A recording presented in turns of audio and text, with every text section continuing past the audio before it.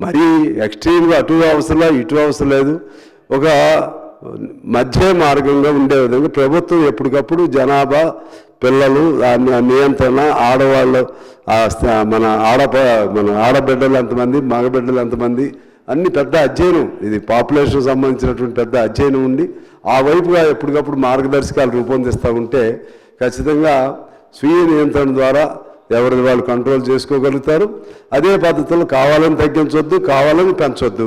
ఆ విధంగా చేస్తే ఇవాళ మన భారతదేశానికి ఉన్న పెద్ద అడ్వాంటేజ్ కూడా జనాభా అంటే మరీ మితిమీరితే కూడా ఇబ్బంది అవుతుంది. కానీ ఇప్పుడు మాత్రం మనం 4వ ఆర్థిక వ్యవస్థలోకి రావటం అంటే కేవలం మిగిలిన ఎంత సాంకేతికపరమైనటువంటి ఫలితాలతో అందుకున్నా దాంతోపాటు ప్రాథమికంగా జనాభా అనేది కూడా మనకు పెద్ద అడ్వాంటేజ్ అనేది మనం గమనంలో తీసుకోవాలి.